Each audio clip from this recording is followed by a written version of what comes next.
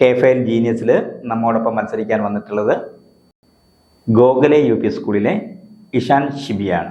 നമുക്ക് ഇഷാൻ ഷിബിയുടെ വിശേഷങ്ങളിലേക്ക് പോകാം. മൂടാടി ഹിൽബസാർ സ്വദേശികളായ ബിനീഷ് ഷൈബി ദമ്പതികളുടെ മകനും ഗോഖലെ UP സ്കൂളിലെ 6ാം ക്ലാസ് വിദ്യാർത്ഥിയുമാണ് ഇഷാൻ ഷിബി കെ. വായനയിലും ചിത്രരചനയിലും കഴിവ് തെളിയിച്ചിട്ടുള്ള ഈ കൊച്ചുമിടുക്കന് KFL ജീനിയസ് വേദിയിലേക്ക് സ്വാഗതം. അപ്പൊ ഇഷാനെ നമുക്ക് തുടങ്ങിയാലോ? പേടിയുണ്ടോ? പേടിയൊന്നുമില്ല. മോൻ്റെ മുഖത്ത് അങ്ങനത്തെ ചെറിയൊരു പേടിയില്ല വരുന്നത്. പേടിയൊന്നും വേണ്ട കേട്ടോ, ഉഷാറാക്കാം. അപ്പോൾ ഒന്നാമത്തെ ചോദ്യം ഞാൻ ചോദിക്കട്ടെ. ഒന്നാമത്തെ ചോദ്യം, കളിയച്ഛൻ എന്ന കവിത എഴുതിയത് ആരാണ്? കളിയച്ഛൻ എന്ന കവിത എഴുതിയത് ആരാണ്? പി കുഞ്ഞിരാമൻ നായർ ശരിയായ ഉത്തരമാണ്. അപ്പോൾ ഒന്നാമത്തെ ചോദ്യത്തിന് ഉത്തരം ശരിയായിട്ട് പറഞ്ഞു അല്ലേ? ഇനി രണ്ടാമത്തെ ചോദ്യത്തിലേക്ക് പോയാൽ നമുക്ക് രണ്ടാമത്തെ ചോദ്യം ശ്രദ്ധിച്ച് കേൾക്കാം കേട്ടോ. ഓക്കെ. അന്താരാഷ്ട്ര ചലച്ചിത്രോത്സവത്തിൻ്റെ സ്ഥിരം വേദി എവിടെയാണ്? അന്താരാഷ്ട്ര ചലച്ചിത്രോത്സവത്തിൻ്റെ സ്ഥിരം വേദി എവിടെയാണ്? ഗോവയാണോ ഉത്തരം എന്ന് വെച്ചാൽ ഗോവ ഉറപ്പിക്കാവോ? ഉറപ്പിച്ചോ? ഓക്കെ, ഉത്തരം ശരിയാണ്, ഗോവയാണ് കേട്ടോ. ഓക്കെ, മൂന്നാം ചോദ്യത്തിലേക്ക് പോവാം. എൻ്റെ മുഖത്തുനിന്നൊരു ഉഷാറിലത്തെ ഉഷാറല്ലേ? മൂന്നാം ചോദ്യം ശ്രദ്ധിച്ചു കേട്ടെ. രക്തത്തിലെ ഹീമോഗ്ലോബിനിൽ അടങ്ങിയിരിക്കുന്ന ലോഹം ഏതാണ്? ക്ലൂ. ഇതിന് നമുക്ക് ക്ലൂ എന്ന് പറഞ്ഞാൽ സുപരിചിതമായിട്ടുള്ളൊരു ലോഹമാണ്. ഇരുമ്പിൻ്റെ ശക്തി. ഇരുമ്പിൻ്റെ ശക്തി എന്ന് പറഞ്ഞപ്പോൾ ലോഹത്തിൻ്റെ പേരെന്താ? ഏതായാലും ലോഹം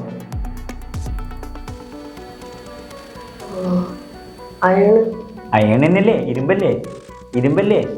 എന്താ നീ ഒരു ഇടിയിടിച്ച് എന്താണ് ഇങ്ങനെ? ഇരുമ്പ് തന്നെയല്ലേ അയൺ അല്ലേ? ഓക്കെ. അപ്പോൾ ഇനി നാലാമത്തെ ചോദ്യം ശ്രദ്ധിച്ച് കേൾക്കുക. നമ്മുടെ നിയമസഭാ സ്പീക്കർ, നമ്മുടെ ഇപ്പോഴത്തെ നിയമസഭാ സ്പീക്കർ ആരാണ്?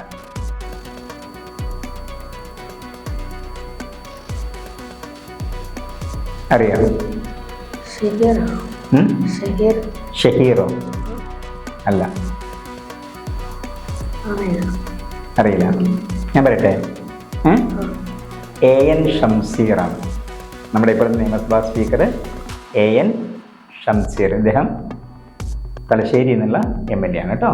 ഓക്കെ, നമുക്ക് അഞ്ചാമത്തെ ചോദ്യത്തിലേക്ക് പോയാലോ? അടുത്ത് വളരെ സിമ്പിളായിട്ടുള്ള ചോദ്യമാണ് അഞ്ചാമത്തെ ചോദ്യം കേട്ടോ, ശ്രദ്ധിച്ച് കേൾക്കേ. അഞ്ചാമത്തെ ചോദ്യം, ഞാനൊരു സിനിമാ പാട്ട് പാടാം. എനിക്ക് അറിയുമ്പോഴേ പാടുള്ളൂ, അത്ര നന്നായി രസമൊന്നും ഉണ്ടാവില്ല. ആ സിനിമാ പാട്ട് കേട്ടതിന് ശേഷം ഈ ഗാനം ആലപിച്ചത് ആരാണെന്ന് നമ്മൾ പറയേണ്ടത്. ഞാൻ പറട്ടെ? ഓക്കെ. ഉണരുമീ ഗാനം ഒരുകുമെന്നുള്ളം, ഉണരുമീ ഗാനം ഒരുകുമെന്നുള്ളം, ഈ സ്നേഹലാളനം നീ നീന്തും സാഗരം, ഉണരുമീ ഗാനം ഒരുകുമെന്നുള്ളം. പാട്ട് കേട്ടിട്ടുണ്ടോ? നല്ല പാട്ടാണോ? ഞാൻ പാടിയിട്ട് നന്നായിട്ടുണ്ടോ? കുഴപ്പമില്ലല്ലേ? വലിയ കുഴപ്പമൊന്നുമില്ലല്ലേ? എൻ്റെ ചോദ്യം, ഈ മനോഹരമായ ഗാനം ആലപിച്ച ഗായകൻ ആരാണ്? വേണുഗോപാലാണ്. യേശുദാസ് അല്ല? പാട്ട് പാടി കേട്ട് വെച്ചിട്ടുണ്ട് അല്ലേ? വേണുഗോപാലാണ്, G വേണുഗോപാലാണ്. ഈ സിനിമ ഏതാണെന്നറിയോ? സിനിമ മൂന്നാം പക്കം എന്നുള്ള സിനിമയാണ്. ഓക്കെ, ഈ സിനിമയിലെ ഈ പാട്ടിന് സംഗീതം നൽകിയത് വിശ്വപ്രസിദ്ധനായിട്ടുള്ള ഇളയരാജയാണ്. ഇതിൻ്റെ ലിറിക്സ് ആരാണെന്നറിയോ? ശ്രീകുമാരൻ നമ്പിയുടേതാണ്. ഓക്കെ, മൂന്നാം പക്കം ജയറാമിൻ്റെ സിനിമയാണ്. ഓക്കെ, തിലകനൊക്കെ അഭിനയിച്ചിട്ടുള്ള മനോഹരമായിട്ടുള്ള ഒരു സിനിമയാണ്. ഓക്കെ, ഈ സിനിമ സംവിധാനം ചെയ്തത് മലയാളത്തിൻ്റെ പ്രിയങ്കരനായിട്ടുള്ള സംവിധായകൻ പത്മരാജനാണ്. ഓക്കെ, നമുക്കിനി ആറാമത്തെ ചോദ്യത്തിലേക്ക് പോവാം. ശ്രദ്ധിച്ച് കേട്ടോ. അറിയപ്പെടുന്ന വളരെ പോപ്പുലറായിട്ടുള്ള ഒരു പുസ്തകത്തിൻ്റെ പേരാണ് ഞാൻ പറയുന്നത്. ആ പുസ്തകത്തിൻ്റെ പേരിങ്ങനെയാണ്, discovery of India. Discovery of India, അല്ലെങ്കിൽ ഇന്ത്യയെ കണ്ടെത്തൽ. ഈ പുസ്തകം രചിച്ചത് ആരാണ്? ഈ പുസ്തകം രചിച്ചത് ആരാണ്? ജവഹർലാൽ നെഹ്റു. ജവഹർലാൽ നെഹ്റു ശരിയായ ഉത്തരമാണ് അല്ലേ. നമ്മുടെ ഇന്ത്യയുടെ പ്രഥമ പ്രധാനമന്ത്രിയായിട്ടുള്ള ജവഹർലാൽ നെഹ്റുവിൻ്റെ വളരെ വിഖ്യാതമായിട്ടുള്ള പുസ്തകമാണ് ഇത് ഇന്ത്യയെ കണ്ടെത്തൽ അല്ലേ. ഓക്കെ, ഒരു ഇടി ഇടിക്കണം. ഒരു ഇടി ഇടിച്ചല്ലേ. എൻ്റെ 7ാമത്തെ ചോദ്യം, വള്ളത്തോൾ നാരായണ മേനോൻ സ്ഥാപിച്ച കേരള കലാമണ്ഡലം കേട്ടിട്ടുണ്ടോ? വള്ളത്തോൾ നഗറാണ് അല്ലേ.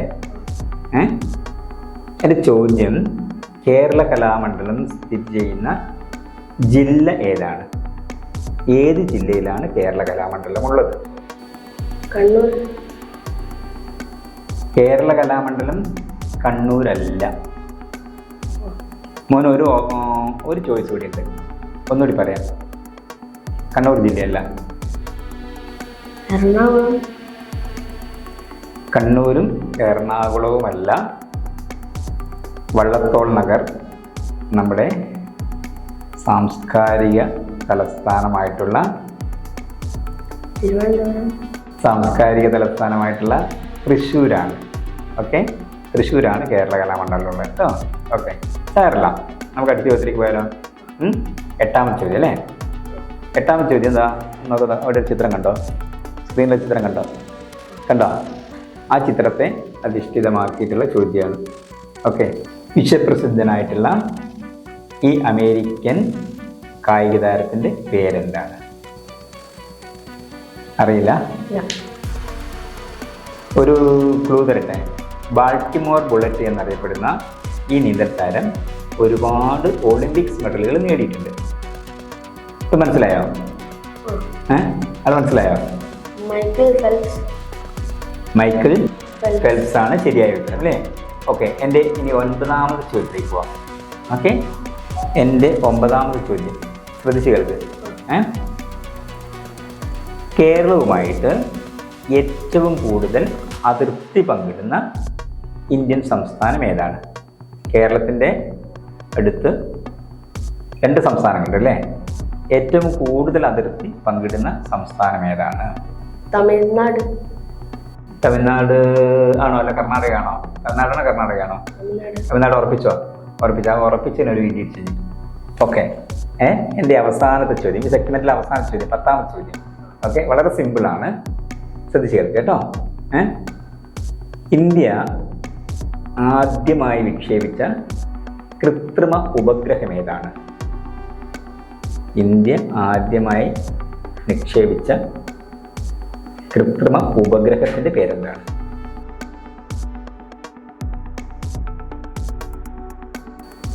ആര്യഭട്ട.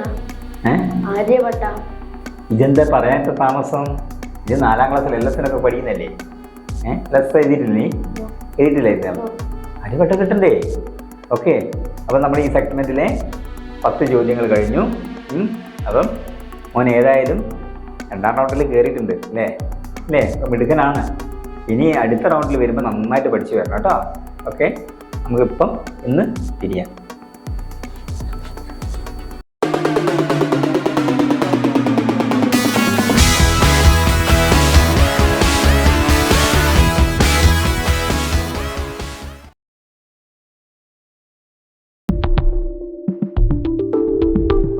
ഇന്ന് K5 ജീനിയസിൽ നമ്മളോടൊപ്പം ഉള്ളത് കൊല്ലം UP സ്കൂളിലെ ദേവമിത്രയാണ്. അപ്പോൾ നമുക്ക് ദേവമിത്രയുടെ വിശേഷങ്ങളിലേക്ക് പോകാം. വിയ്യൂർ സ്വദേശികളായ നിശാന്ത് KP, ഷാനിമ TNK ദമ്പതികളുടെ മകളും കൊല്ലം UP സ്കൂളിലെ 6ാം ക്ലാസ് വിദ്യാർത്ഥിയുമാണ് ദേവമിത്ര. വായനയിലും നൃത്തത്തിലും മികവ് തെളിയിച്ചിട്ടുള്ള ഈ കൊച്ചുമിടുക്കിക്ക് K5 ജീനിയസിന്റെ വേദിയിലേക്ക് സ്വാഗതം. അപ്പോൾ ദേവമിത്ര, ഓക്കെ, ഷാറായിട്ട് പോവാം. ഷാറല്ലേ? ഓക്കെ, 1ാമത്തെ ചോദ്യം നമ്മുടെ സ്വാതന്ത്ര്യ സമരവുമായിട്ട് ബന്ധപ്പെട്ട. സ്വാതന്ത്ര്യ സമരം ഒക്കെ നന്നായിട്ട് അറിയില്ലേ? ഒക്കെ മുഖം കണ്ടാൽ തന്നെ അറിയാം, എല്ലാം അറിയാം അല്ലേ? ശരി, എൻ്റെ ചോദ്യം, നമ്മുടെ സ്വാതന്ത്ര്യ സമരത്തിലെ ആദ്യത്തെ രക്തസാക്ഷി എന്ന് വിശേഷിപ്പിക്കുന്നത് ആരെയാണ്? മംഗൾ പാണ്ഡെ. ഓക്കെ, ഒന്നാമത്തെ ചോദ്യത്തിന് മോള് ശരിയായ ഉത്തരം പറഞ്ഞിരിക്കുന്നു. മംഗൾ പാണ്ഡെയാണ് നമ്മുടെ സ്വാതന്ത്ര്യ സമരത്തിലെ ഒന്നാമത്തെ രക്തസാക്ഷി. ഇനി രണ്ടാമത്തെ ചോദ്യത്തിലേക്ക് പോവാം. ഓക്കെ, രണ്ടാമത്തെ ചോദ്യം, മലനാടിൻ്റെ ഭാഗമായിട്ട് വരുന്ന ഏറ്റവും വലിയ പീഠഭൂമി ഏതാണ്? കേരളത്തിലെ മലനാടിൻ്റെ ഭാഗമായിട്ട് വരുന്ന ഏറ്റവും വലിയ പീഠഭൂമി ഏതാണ്?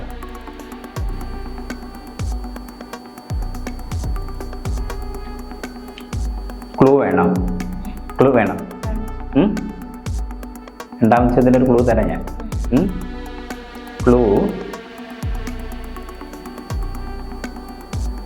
നമ്മളുടെ അടുത്ത ജില്ലയുടെ ഒരു പേര് ആണ്. വയനാട്. വയനാട് ഉറപ്പിച്ചോ? ഉറപ്പിച്ചോ? ഓക്കെ, വയനാടാണ് കേരളത്തിലെ ഏറ്റവും വലിയ പീഠഭൂമിയായിട്ട് അറിയപ്പെടുന്നത്. ഓക്കെ, ശരി. ഇനി എത്രാമത്തെ ചോദ്യം? മൂന്നാമത്തെ ചോദ്യം ഒരു അണക്കെട്ടുമായി ബന്ധപ്പെട്ടാണ്. തെന്മല അണക്കെട്ട് കേട്ടിട്ടുണ്ടോ? തെന്മല അണക്കെട്ട്. നമുക്ക് ഏതെല്ലാം അണക്കെട്ടിന്റെ പേരറിയാം? അണക്കെട്ട് ഡാം എന്നല്ല പറയാ അല്ലേ? ഡാം, ഏതെല്ലാം ഡാമിന്റെ പേരറിയാം? തെന്മല ഡാം കേട്ടിട്ടുണ്ട്? കേട്ടിട്ടില്ല? തെന്മല ഡാം ഉണ്ട്.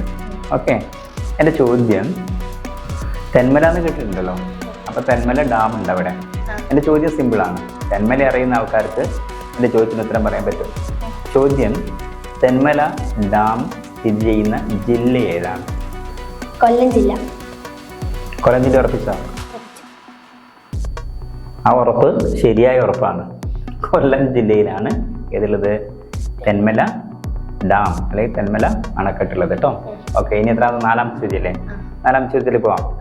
ഓക്കെ, നാലാമത്തെ ചോദ്യം, പ്ലാനിംഗ് കമ്മീഷൻ എന്ന് കേട്ടിട്ടുണ്ടോ മോള്? കേട്ടിട്ടില്ല? പ്ലാനിംഗ് കമ്മീഷൻ എന്ന് പറഞ്ഞാൽ നമ്മുടെ രാജ്യത്തെ വികസനവും മറ്റ് പരിപാടികളൊക്കെ എങ്ങനെ നടത്തണം എന്നുള്ളതിൻ്റെ പ്ലാൻ ചെയ്യാനുള്ള ഒരു സമിതിയാണ്. ഓക്കെ, ഇതുവരെ അതിൻ്റെ പേര് പ്ലാനിംഗ് കമ്മീഷൻ ആയിരുന്നു. ഇപ്പം അതിനെ പേര് മാറിയിട്ടുണ്ട്. എൻ്റെ ചോദ്യം, പ്ലാനിംഗ് കമ്മീഷൻ്റെ പുതിയ പേരെന്താണ്?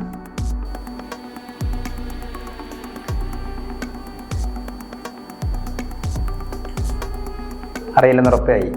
ഞാൻ പറയട്ടെ? നീതി ആയോഗ് എന്ന് കേട്ടിട്ടുണ്ടോ മോള്? ഇല്ല. ഓക്കെ, പ്ലാനിംഗ് കമ്മീഷന് ഇതിൻ്റെ പുതിയ പേര് ഇപ്പം നീതി ആയോഗ് എന്നാണ്. എന്താണ്? അപ്പോൾ ഒരു പുതിയ അറിവ് നമുക്ക് ലഭിച്ചു അല്ലേ? പ്ലാനിംഗ് കമ്മീഷൻ്റെ ഇപ്പം നീതി ആയോഗ് എന്ന പേരിലാണ് അറിയപ്പെടുന്നത്. ഓക്കെ, ശരി. നെക്സ്റ്റ് ചോദ്യം, അഞ്ചാമത്തെ ചോദ്യം. അഞ്ചാമത്തെ ചോദ്യം ചോദിക്കട്ടെ? ടെൻഷനൊന്നും ഇല്ലല്ലോ? ഇല്ല. ഓക്കെ, അഞ്ചാമത്തെ ചോദ്യം. അതാ നമുക്ക് സ്ക്രീനിൽ ചിത്രം കാണില്ലേ? ആ ചിത്രവുമായി ബന്ധപ്പെട്ടാണ്. ആ ചിത്രം എന്തിനാണ് സൂചിപ്പിക്കുന്നത്? ഒളിമ്പിക്സിൻ്റെ ചിഹ്നമാണ് അല്ലേ? ഒളിമ്പിക്സിൻ്റെ ചിഹ്നമാണ്. എൻ്റെ ചോദ്യം, അതിലൊരു മഞ്ഞ വളയം കണ്ടോ? മഞ്ഞ വളയം കണ്ടോ? ആ മഞ്ഞ വളയം എന്തിനെ സൂചിപ്പിക്കുന്നു? ഏത് ഭൂഖണ്ഡത്തെ സൂചിപ്പിക്കുന്നു?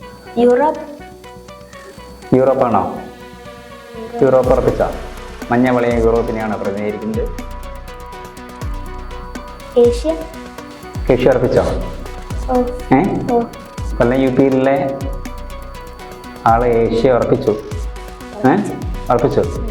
അപ്പോൾ ഏഷ്യ ശരിയായ ഉത്തരമാണ്. ഓക്കെ, റിഡീഡിച്ചെനിക്ക്. ഓക്കെ, ശരി. ഇനി എത്രാമത്തെ ചോദ്യം? ആറാമത്തെ ചോദ്യം. ആറാമത്തെ ചോദ്യം കേട്ടെ? ഓക്കെ, ഒറ്റ ഉത്തരം ഉണ്ടാവും കേട്ടോ. ആറാമത്തെ സംശയിക്കരുത്. Okay, ready. ബേക്കൽ കോട്ട എന്ന് കേട്ടിട്ടുണ്ടോ? ബേക്കൽ കോട്ട കേട്ടിട്ടുണ്ടോ? പോയിട്ടുണ്ടോ? പോയിട്ടില്ല. ബേക്കൽ കോട്ട കടൽ തീരത്തുള്ള ഒരു കോട്ടയാണ്. മനോഹരമായൊരു കോട്ടയാണ്. ഒരുപാട് ടൂറിസ്റ്റുകളൊക്കെ പോകുന്നൊരു കോട്ടയാണ്. സിനിമയൊക്കെ ചിത്രീകരിച്ച കോട്ടയാണ്. ചരിത്രപരമായിട്ട് ഒരുപാട് പ്രാധാന്യമുള്ള കോട്ടയാണ്.